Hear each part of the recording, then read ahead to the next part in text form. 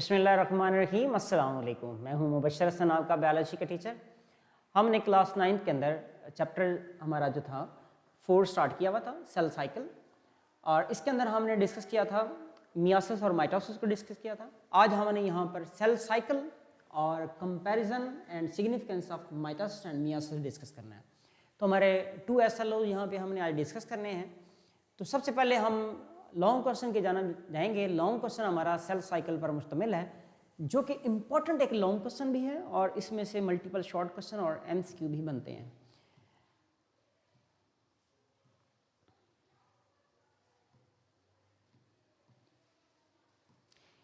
Cell cycle जो है, इसमें क्या क्या चीज़ें आएंगी हम देखते हैं। सेल साइकिल क्या होता है, देखें, एक सेल है, उसने आगे डिवीजन करनी है। मतलब एक सेल है हमारे पास, इस एक सेल से आगे क्या होनी है, डिवीजन होनी है। एक सेल से 2 सेल बने, मियासिस होगी या माइटोसिस होगी। तो यहां से एक सेल से जब ये 2 सेल बनने यानी कि डॉटर सेल बने हैं, इस कंप्लीट साइकिल के लिए ना मल्टीपल सीरीज ऑफ स्टेजेस होती हैं। उसको हम क्या बोल रहे होते हैं, सेल साइकिल कहते हैं। उसके अंदर मल्टीपल इवेंट्स होते हैं, उनमें क्या क्या चेंजेस आती हैं वो हमने डिस्कस करनी है। सेल साइकिल की सबसे पहले आपने डेफिनेशन लिखनी है, या आप इंट्रोडक्शन की हेडिंग लगा सकते हो।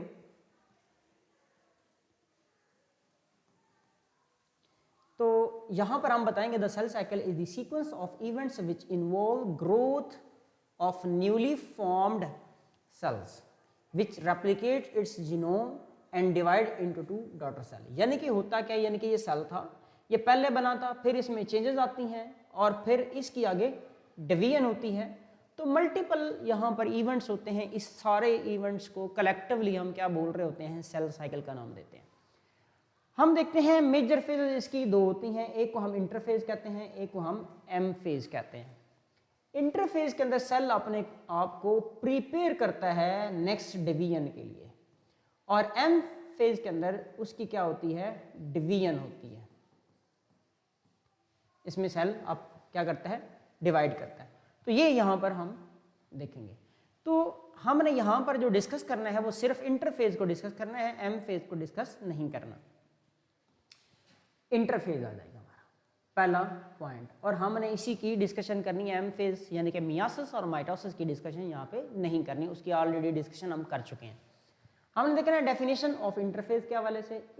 Interphase is a period in a cell cycle between 2 consecutive cell division. यानी कि एक सेल था, ये डिवाइड किया है, फिर ये सेल आगे डिवाइड कर रहे हैं।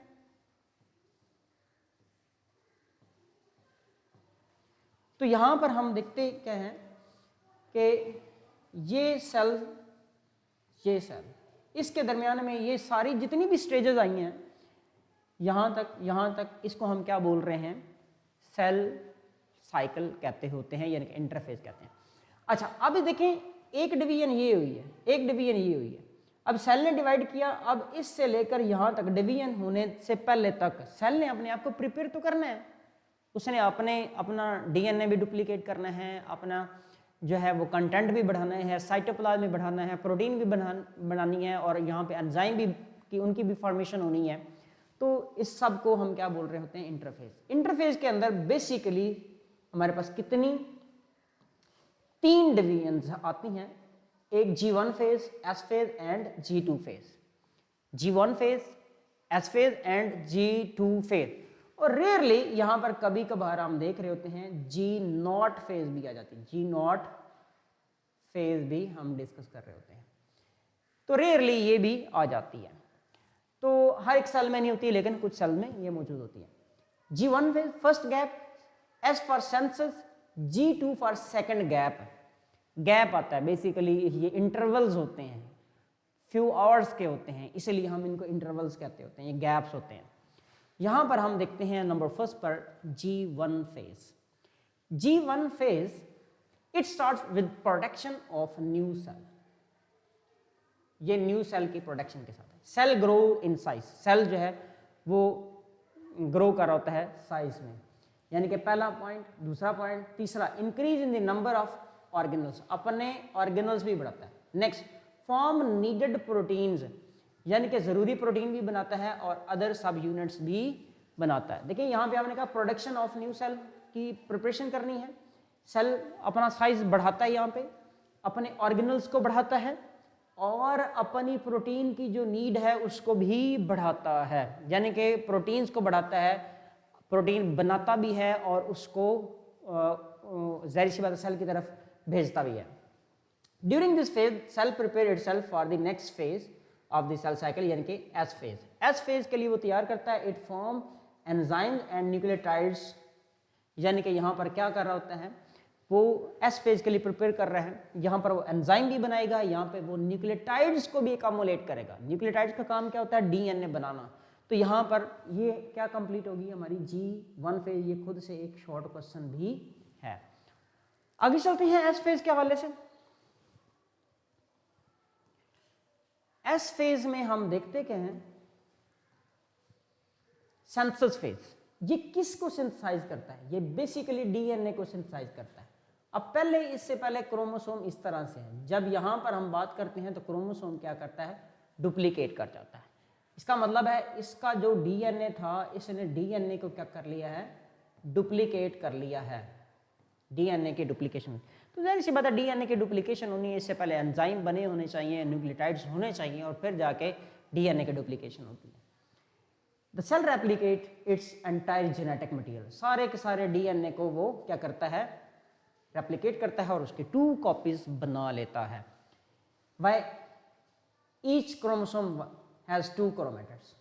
पहले एक क्रोमेटिड था, अब कितने हैं, 1 and 2। 2 क्रोमेटिड होते हैं और दोनों एक दूसरे के कॉपी होते हैं, रेप्लिका होते हैं। आगे चलते हैं जी।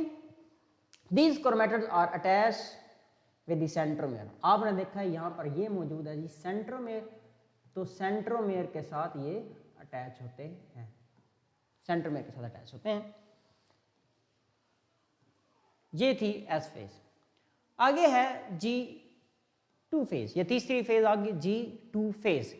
इसमें क्या करता है, during this phase cell prepare for mitotic phase. इससे आगे यानी कि इंटरफेज के बाद जो एम फेज होनी है, माइटोटिक फेज या मियाटिक फेज, उसके लिए सेल अपने आप को प्रिपेयर करता है। Cell form proteins. अब देखें स्पेशली आप प्रोटीन बना रहे हैं, कौन सी प्रोटीन, जो कि स्पिंडल फाइबर बनाने में इस्तेमाल होती है। सेल ऑल्सो अकामुलेट एनर्जी, यानी कि यहाँ पर वो एटीपी की अकामुलेशन भी करता है to complete division process. More mitochondria और फॉर्म्ड। मोर माइटोकॉन्ड्रिया इसलिए बनाए जाते हैं ताकि ज़्यादा से ज़्यादा एटीपी बनाए जा सके। तो यहाँ पर ये G2 जो है वो कंप्लीट होती है। G2 भी खुद से एक क्या है, शॉर्ट क्वेश्चन है। आगे चलते हैं G0। G0 भी इटसेल्फ एक शॉर्ट क्वेश्चन है, तो इसको देखते हैं। तो G0 में क्या क्या होता है, देखिए हमने कहा कि G0 के अंदर सारे सेल्स नहीं जाते, कुछ सेल्स ऐसे होते हैं जो परमानेंटली G0 में चले जाते हैं, कुछ ऐसे होते हैं जो टेम्परेरी G0 में जाते हैं। तो उसके हवाले से हम देखते हैं। Basically it is the phase of rest, ये रेस्ट की एक फेज होती है। ड्यूरिंग G1 सेल में exit the cell cycle and enter in G0 phase.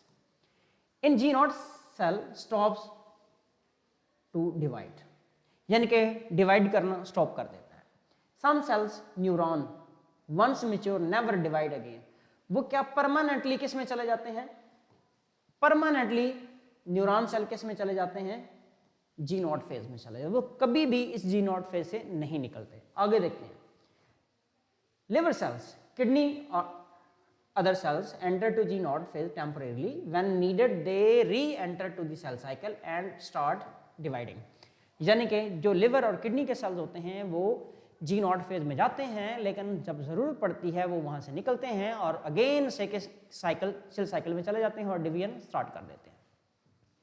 Many epithelial cells divide continuously. They never go into the G0 phase, यानी कि epithelial cells कभी भी G0 फेज में नहीं जाते हैं। तो यहाँ पर आपने 3 सेल्स की एग्जांपल डिस्कस किए हैं। यहाँ पे पहले आपने इंट्रोडक्शन देखा है, तो इसको भी आप देखें मुख्तलिफ अंदाज से लिख सकते हैं, डिपेंड्स अपॉन यू कि आप इसको कैसे वहाँ पर लिख सकते हैं।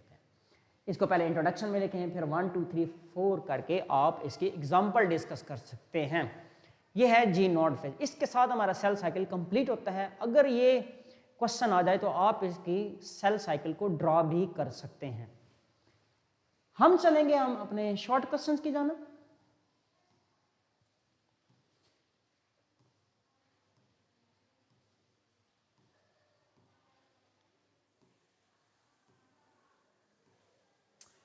शॉर्ट क्वेश्चन में नंबर फर्स्ट पर हमारा जो क्वेश्चन है ये मियोसिस के रिलेटेड है। क्वेश्चन क्या है, डिफाइन साइनेप्सिस एंड क्याज़मेटा। साइनेप्सिस और क्याज़मेटा इसको हमने डिफाइन करना है। इससे पहले मैं आपको यहाँ पे एक डायग्राम बना के दिखाना चाहता हूँ। ये हमारे पास एक क्रोमोसोम है। अच्छा, इसका एक दूसरा होमोलोगस क्रोमोसोम यहाँ पर ये बना रहा हूँ। ये दो क्रोमोसोम मैंने बनाए हैं, ये होमोलोगस क्रोमोसोम है। ये क्रोमोसोम एक पॉइंट से आपस में क्या करते हैं, मीट करते हैं, यानी कि यहां से या यहां से आपस में क्या कर गए, मीट कर गए। अब ये जो पॉइंट है इसको हम क्या बोलते हैं, क्याज़मेटा।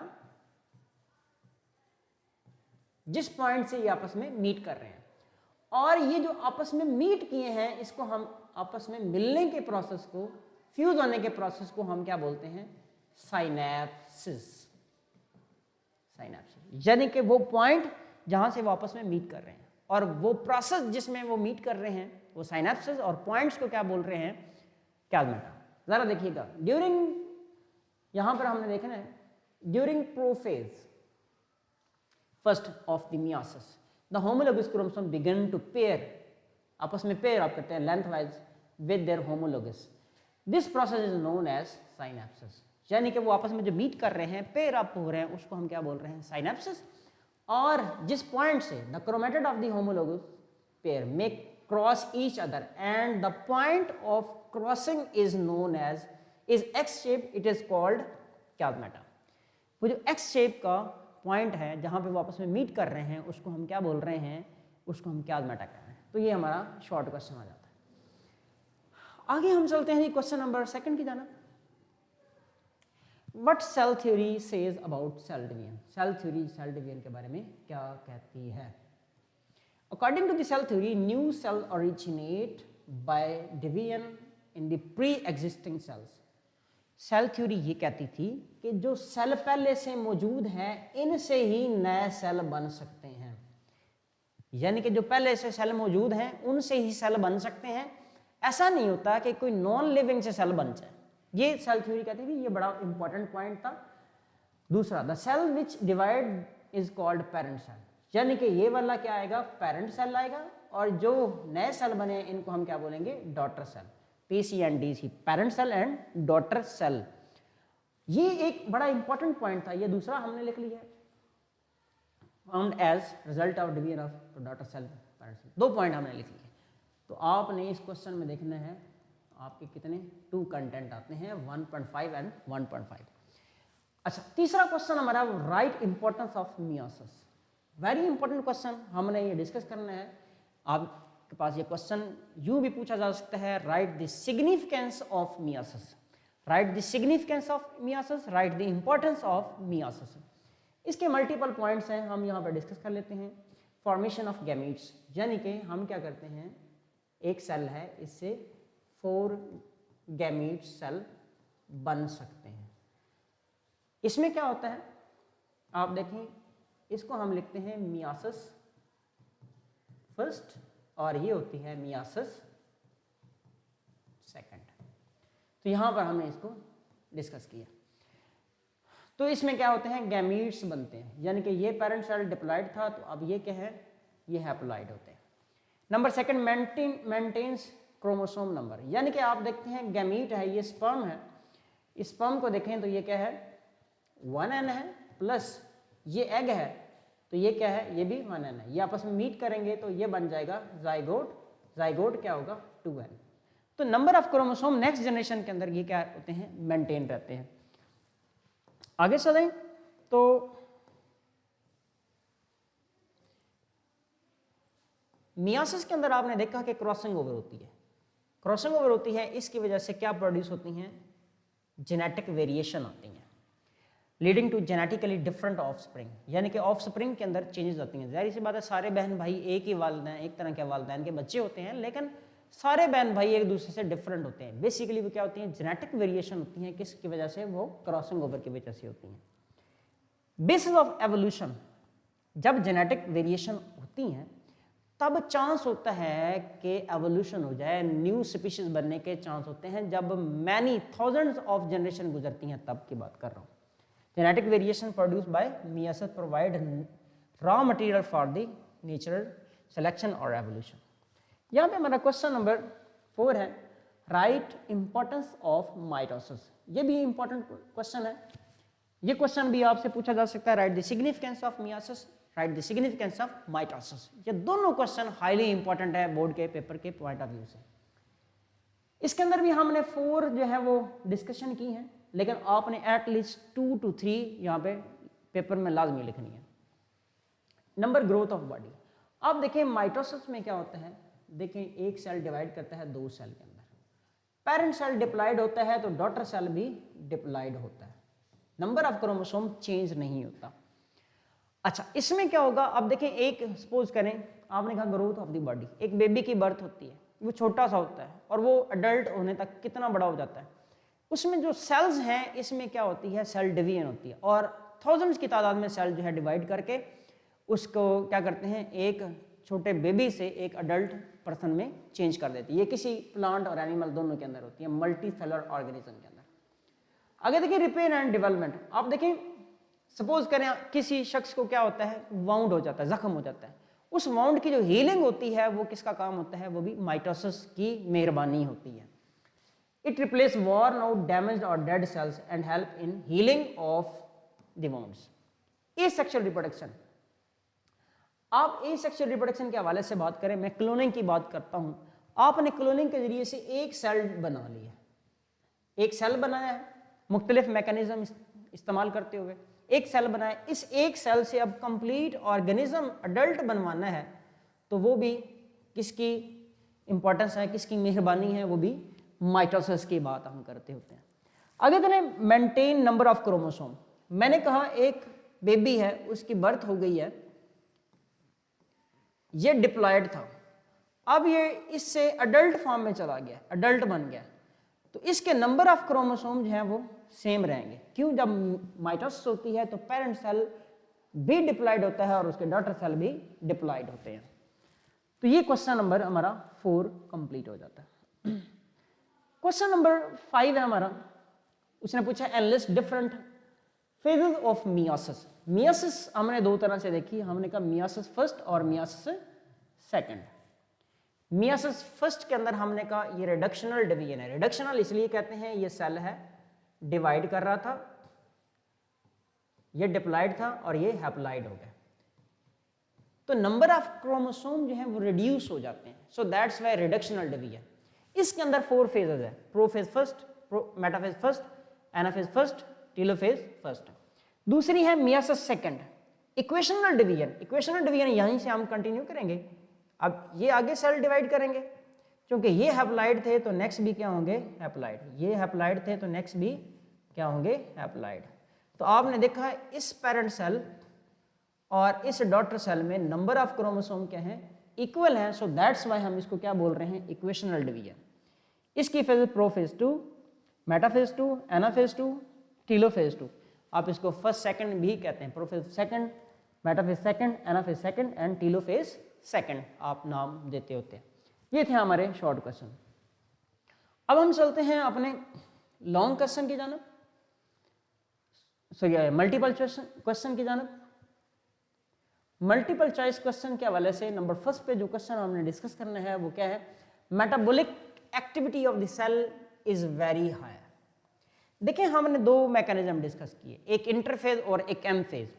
इंटरफेज के अंदर क्या होता है, मेटाबॉलिक एक्टिविटी जो है वो बहुत ज़्यादा हाई हो जाती हैं, तो हमारा यहाँ पे आंसर इंटरफेज इज करेक्ट। आगे चलते हैं, दूसरा क्वेश्चन है, during G1 phase cell increase its supply of protein, बिल्कुल ठीक है, increase its number of organelle, ये भी बात ठीक है। तो आगे देखते हैं हमारा आंसर क्या होगा, डुप्लीकेशन नहीं होती, तो इसका मतलब हमारा आंसर क्या होगा, both A and B. In which stage of cell cycle the cell is preparing enzyme for the chromosome duplication? यानी कि सबसे पहले फेज जो होनी है वो G1 फेज है। G1 के अंदर वो अपने एंजाइम बना लेता है। S फेज के अंदर सेंसर फेज है, वो क्रोमोसोम की डुप्लीकेशन करता है। तो इसका मतलब एंजाइम किस में बनाता है, G1 के अंदर। तो हमारा बीटा ऑप्शन यहाँ पे करेक्ट होगा। आगे चलते हैं जी क्वेश्चन नंबर 4 की जानब। क्वेश्चन नंबर 4 है हमारा, many haploid fungi and protozoan produce haploid gamete through. अब देखिए ऑलरेडी सेल है ही हैप्लॉइड, अब डिवीजन होगी तो आगे गैमीट्स तो हैप्लॉइड ही होते हैं, तो यहाँ पे इक्वेशनल डिवीजन होगी, यानी कि इक्वेशनल डिवीजन यहाँ पे कौन सी होगी, माइटोसिस होगी। Separation of sister chromatid, separation of sister chromatid किस में होते हैं, एनाफेज 1 में, एनाफेज 2 के अंदर। तो क्रोमोसोम के जो सिस्टर क्रोमैटिड अलग होते हैं वो किस में होते हैं, एनाफेज 2 के अंदर होते हैं। अगर देखें तो ये कैसे है, ये एक सेल है, इसमें ये क्रोमोसोम थे, जहां पर डिवीजन हुई क्रोमोसोम अलग हुए हैं, क्रोमैटिड अलग नहीं हुए। जब इसकी डिवीजन होनी है तो अब क्या हो रहा है, सिस्टर क्रोमैटिड अलग हो गए। ये किस में हुआ है, एनाफेज 2 के अंदर, यानी कि मियासिस 2 के अंदर हो रहा है। तो यहाँ पे हमारा ये क्वेश्चन भी कंप्लीट होता है। तो ये हमारा सेल साइकिल के हवाले से और इम्पोर्टेंस के हवाले से चैप्टर कंप्लीट होता है। और इंशाल्लाह हम नेक्स्ट जो चैप्टर शुरू करेंगे वो एवोल्यूशन का होगा। तब तक के लिए मुझे इजाज़त दें, अल्लाह हाफिज़।